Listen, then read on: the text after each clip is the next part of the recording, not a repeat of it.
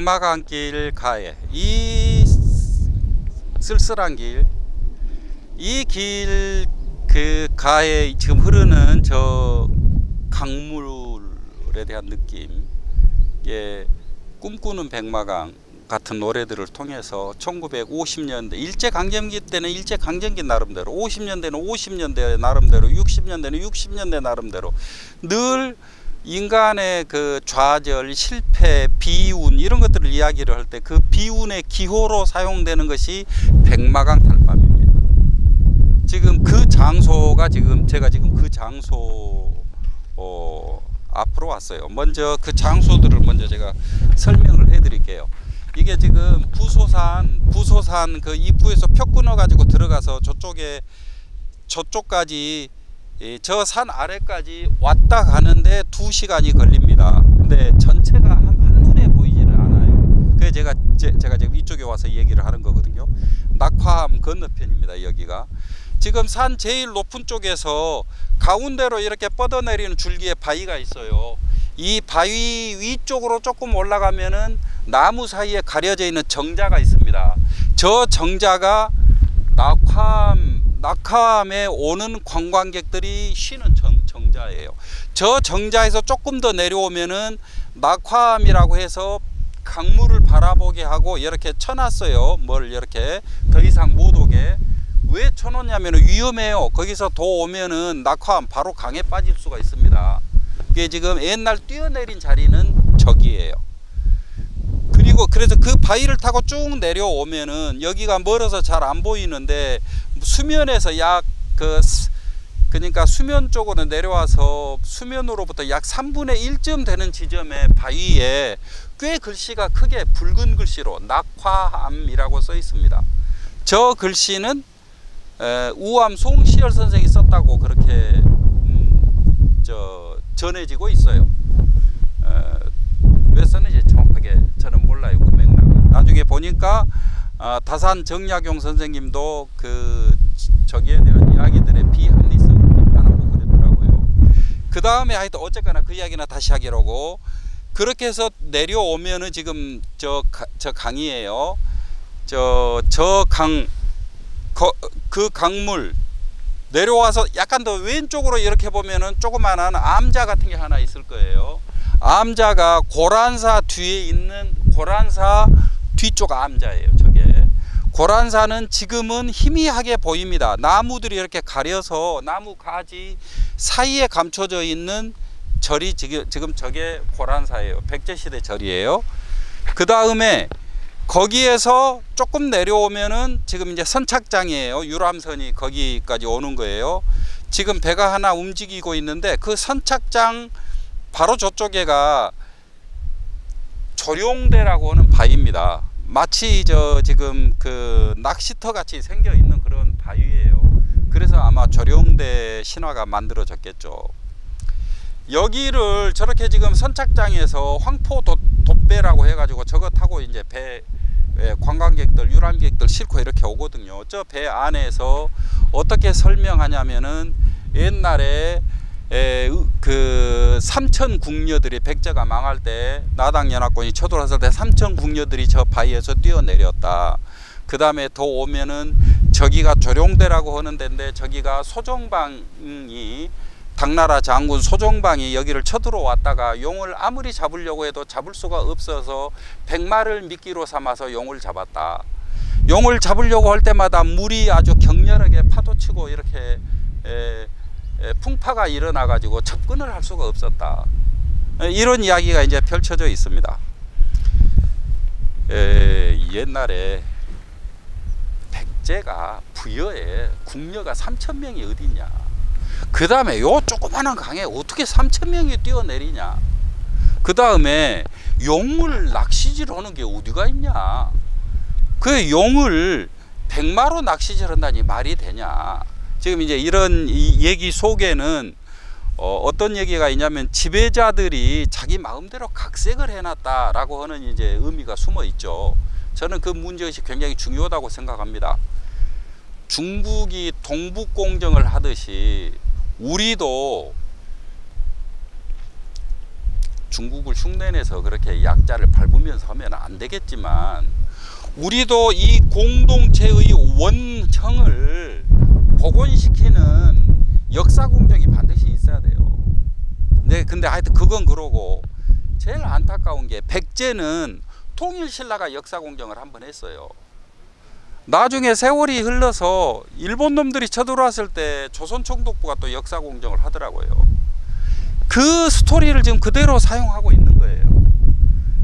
그들에게 억울했던 사람들은 그들이 만들어낸 이야기 억울함도 그대로 겪고 있는 거죠. 그 점은 굉장히 중요한 지적이에요. 그 점이 사실은 부여든 충남이든지 어디서 받아서 빨리 이 작업을 해야 됩니다. 해야 되는데 제가 생각할 때 그 지적한 세부 디테일들은 저는 절대 동의를 할 수가 없어요. 그거는 문학적 상상력이 완전히 배제되어 있어요. 합리주의적인 지적이긴 한데 옛날 신화와 전설을 합리주의로 난도질해 보세요. 전부 다. 삼천궁녀 얘기는 제가 생각할 때는 어쩌냐면은 백제 몰락은 나당 연합군한테 몰락하잖아요. 나당 연합군한테 몰락하는데 어떤 상황이냐면은 백제가 서울에 있던 시절에 고구려한테 자꾸 고구려 충돌해서 고구려가 너무 셌잖아요 그때. 그래가지고 공주까지 밀려온 거예요. 후퇴를 한 거예요 지금. 공주에 와서 백제가 다시 힘을 차려서 이제 부여로 내려옵니다. 부여로 내려올 때 백제 컨셉이 저는 달라졌다고 봐요. 이거는 이제 이건 제 문학적 추리니까 이제 역사학자들한테 의견을 들어봐야 되겠죠. 들어봐서 이게 또 틀릴 수도 있어요. 뭐냐면은 공주에서 부여로 내려올 때 공주에서 부여로 내려온 게 아니에요. 웅진성에서 사비성으로 내려온 거예요. 그때 공주는 웅진이었고 부여는 사비예요. 그럼 부여라고 하는 말은 무슨 말이냐? 남부여라고 하거든요. 그 사람들이 공주에서 내려오면서 남부여는 뭐냐면은 제가 독서를 많이 안 해서 그러기는 좀 한데 너무 드라마 본 수준이어서 근데 우리나라 사람들한테 이 부분이 아주 인식이 취약해요. 고구려는 주몽의 나라고 백제는 소선호의 나라입니다. 백제가 온조 백제, 비류 백제 두 개로 나눠서 이야기하는 건 제가 생각할 때 가부장제의 상상력이고 족보여서 그래요. 백제는 엄마 거잖아요. 소선호 이게 여성이 만든 나라예요. 비류 온조는 소선호의 자식들이잖아요. 이제 이렇게 해서 이제 백제인데 이 어머니 눈으로 딱 쳐다보면은 도와줬잖아요. 자기들이 고구려 걔들 그 부여에서 그 구박당하고 아주 어려워하고 빠져나가서 만든 나라예요. 쉽게 말해서 백제가 고구려를 무서워해야 될 하등의 이유가 없어요. 기가 죽을 이유가 없어요. 걔들은 우리 집에서 구박받았고 나간 애들이야 라고 하는 저는 이미지가 담겨 있다고 생각해요. 그 국가 이름을 가지고 오는 거예요. 그게 남부여라고 부르거든요. 부여는 동네 이름이 아니고 백제가 남부여라고 이름을 바꿔요. 그래갖고 남부여가 사비성으로 내려온 거예요. 이게 남부여의 사비예요. 여기는 백제의 부여가 아니고. 그 이제 이 남부여가 지금 그 백제예요. 지금. 그래서 여기를 내려올 때 고구려가 대적전선이 아니고 이제 남부여를 가지고 사비성으로 내려오니까 이제 남쪽에서 자리를 잡으려고 여기 들판 많고 여기 인간이 살기가 아주 좋은 데예요. 그래 놓고 보면은 어디가 가장 공포냐면 신라가 가장 공포예요.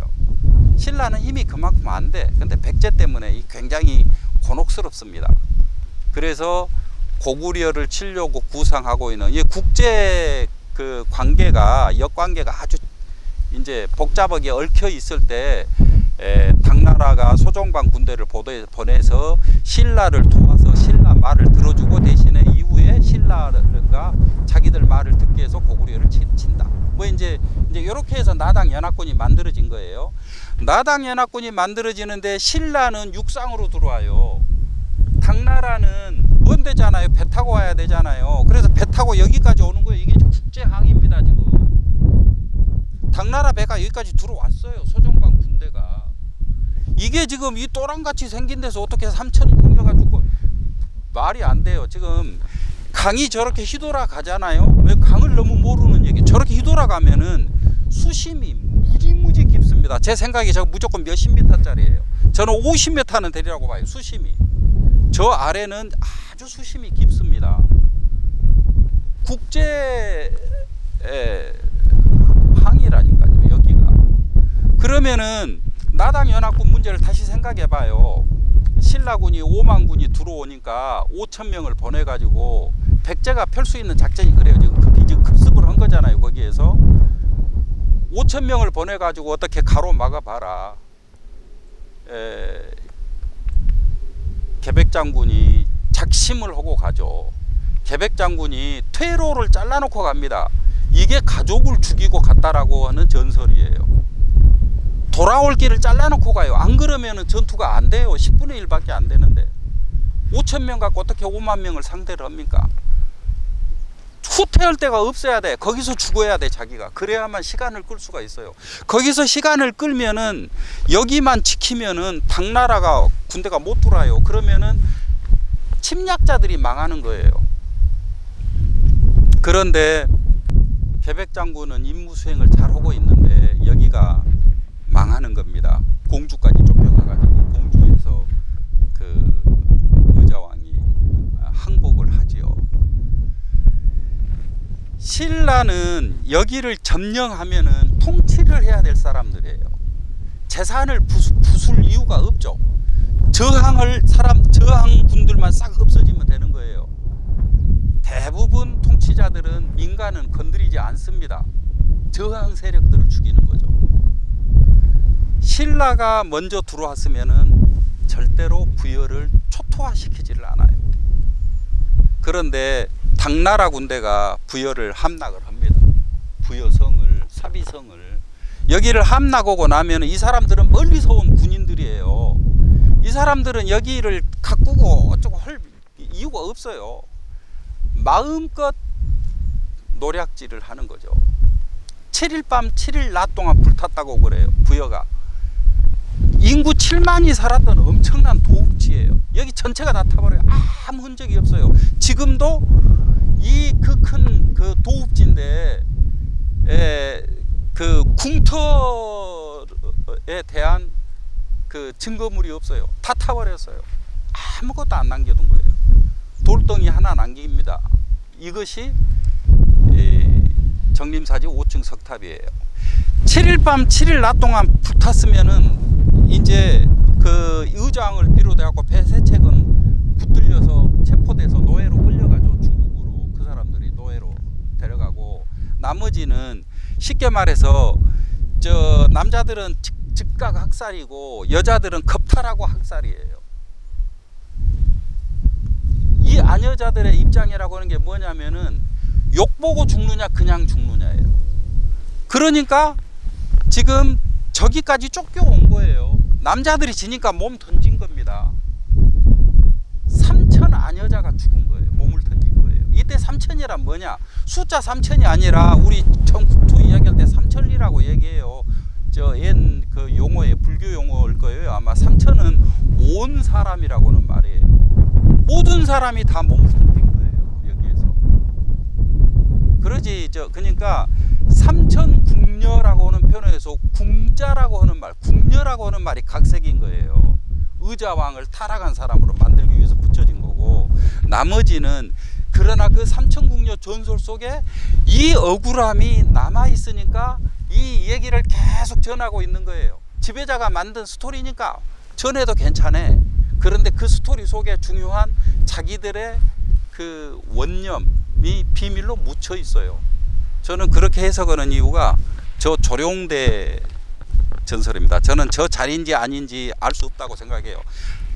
기여도 되고 아니어도 돼요. 그런데 조룡대 저 이야기가 소정방 거라고 저거 폭파시키면 안 됩니다. 저기가 뭔 얘기를 감추고 있냐면은 용을 어떻게 낚시해요. 제가 생각할 때 그런 거는 문학에 대한 그 배려가 너무 없는 얘기예요. 학교 학교 다닐 때 용비어천가 왜 배웁니까? 용은 왕을 말해요. 물을 다스리는 자,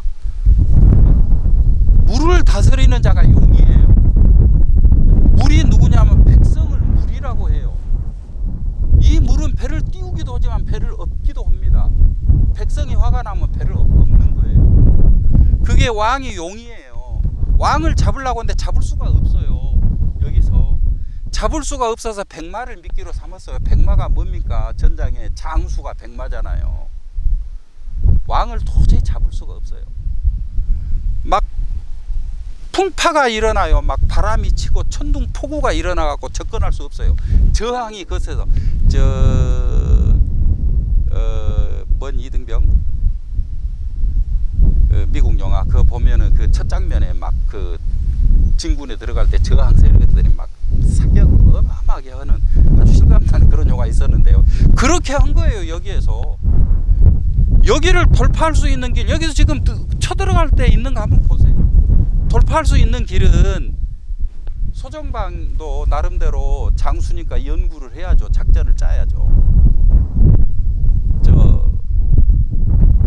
정보전밖에는 없어요. 첩보전밖에는 없어요. 군사 1인자 군사 책임자 불러다가 야, 너 망하는 나라에서 그렇게 목숨 걸고 그렇게 싸우지 말고 그냥 너 왕 넘겨 잡아갖고 내가 넘버 2 시켜줄게. 우리 당나라 데리고 가서. 지금 그렇게 가상을 해보세요. 용을 낚을 수가 없기 때문에 백마를 미끼로 삼아서 용을 낚은 데 성공한 거예요. 그 이야기가 숨어 있기 때문에, 왜냐하면 이 백제는 재밌는 게 제가 조금 전에도 이야기했는데 통일, 신라, 고려, 조선 다 망했어요. 나라는 다 생기면 망하는 거예요. 그냥 그것은 옛 추억에 불과해요. 근데 왜 백제만 현재형의 패배, 좌절, 아픔처럼 계속 안 지워지냐고요. 원통형한 거예요. 너무나. 백제는 들판이 많아갖고 부자들 많아요. 다 백성들 먹고 살만해요. 근데 여기만 망해본 거예요. 국만. 동의할 수 없어요. 너무나 부당해. 그래서 백제 재건운동이 뿌리 깊게 일어납니다. 오랫동안 이 세력들이 그것 때문에 이 일대에 미륵신앙이 계속 부흥해서, 미륵은 이 백제권은 온통 미륵천지예요. 이 미륵과 무당들의 주술과 그 다음에 그 정감록을 비롯해 가지고 각종 민간인들의 그런 염원이 담겨 있는 어떤 그 비밀스러운 그 이야기들이 쌓이고 쌓여서 위대한 선지자를 딱 만나서 후천개벽이라고 하는 사상을 정립했다라고 저는 그렇게 생각하는 거예요. 그 현장들인 거예요. 동의할 수 없는 이 지배 세력에 대한 원념이 사라지지 않고 있는데, 사실은 제가 너무 억울하거든요. 근데 그 비밀이 저 사람들이 아무리 역사 공정을 잘해도 다 지우지는 못해요. 그 이야기 속에 비밀이 숨어 있어. 야, 의자왕이 타락하고 망한 게 아니고 장군이, 수도경비 사령관이 배신해갖고 망한 거야. 그 이야기가 숨어 있기 때문에 계속 나는 전해졌다고 생각해요. 한 국가도 그러지만 한 이야기가 1000년 넘어서 계속 이렇게 전해져 올 때는 그 이야기 속에 담겨 있는 내공이 있기 때문입니다. 우리가 어떤 이야기들을 그렇게 열심히 전해주고 그러지를 않아요. 인간이 약간만 재미없어지면 바로 버려요. 이야기도 사용을 안 하고. 이게 오래 가고 오래 남고 온 것은 오랜 염원이나 무엇이 묻혀 있는 거예요. 그렇기 때문에 수명이 계속 길어지고 있는 겁니다. 제가 신동연문학관에서 일하다가 발견을 했는데 깜짝 놀랐어요. 제가 페이스북을 보다가 우연히 발견한 거예요. 그 페이스북에 이렇게 나와 있어서 제가 이제 그 인터넷 뒤져가지고 마침내 그 논문을 찾아냈어요. 그때 페이스북에서 본 게 뭐였던 거냐면 그 논문 소개거든요. 제 기억에 한 2010년쯤 되지 않았는가 싶어요. 그때 중국의 역사학자 한 사람이 그 충남대학교 무슨 학술대에 와가지고 충남대학교에서 발표한 논문이 있어요. 이 논문이 뭐냐면은 낙양성 이야기입니다. 중국 낙양성. 낙양성에서 당나라 묘지를 발견을 해요. 근데 군사 2인자 묘소예요. 이 묘가. 그런데 너무너무 신기하게 백제인입니다. 아니 당시 당나라에서 종으로 노예로 데려가는데 백제인들은 어떻게 이 군사 2인자가 돼요? 노예에서 올라갔단 말입니까? 이 이름이 예식인가 예식진인가 둘 중에 하나예요. 그런데 당시에 군사 책임자가 이 사비성 군사 책임자가 예식인가 예식진인가 둘 중에 하나예요. 이름이. 지금 그러니까 쉽게 말해서 예식인데 당나라에서 예식진이라고 불렀던가? 그 예식과 예식진, 그러니까 백제 이름이 예식인데 당나라에서 예식진으로 불렀든지 백제 이름이 예식진인데 당나라에서 예식으로 불렀든지 그런 이름이에요. 백제인. 저 이야기 아닙니까 지금? 저 증거물 지금 중국 학자가 지금 찾아낸 거잖아요. 제가 생각할 때 신화나 전설이 아무리 엉뚱해 보여도 그것이 가지고 있는 깊이라고 하는 것은 촘촘히 소설적 추리를 해 가보면은 굉장히 놀라운 비밀이 담겨 있는 경우가 많습니다. 저는 부여가 그 이야기를 해보게 해야 된다고 생각해요. 이게 지금 현재 부여가 해야 될 역사 공정의 하나라고 생각합니다. 신동엽이 상당 부분을 했어요. 그런 역할을. 이제 이것으로서 신동엽은 부여의 아주 훌륭한 시인인 건데, 제가 이제 부여에서 들었던 이야기들 보면 지금 그런 이야기가 흐르고 있어요. 그래서 오랫동안 비운의 기호로 사용되는 거예요. 백마강 달밤이라고 하는 것은.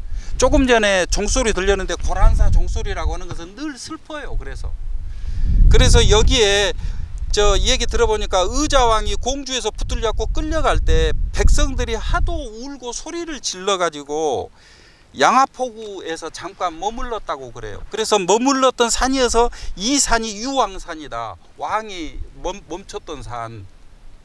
그래서 제사를 지금도 지내고 있다고 그래요.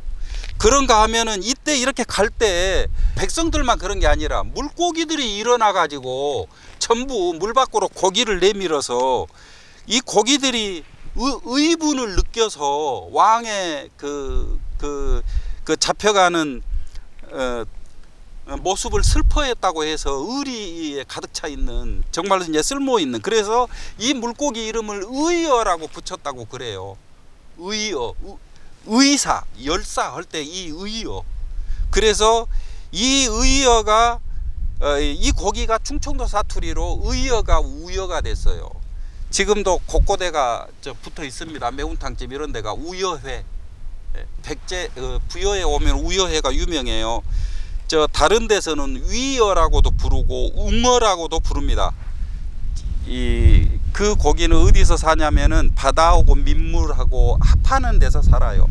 그래서 이 강계 우여회가 있는 곳은 바다에서 가까운 민물인 거예요. 그것도 부여의 연잎밥하고 더불어서 부여에서 볼 수 있는 그런 음식 중에 하나라고 볼 수 있습니다. 이상입니다.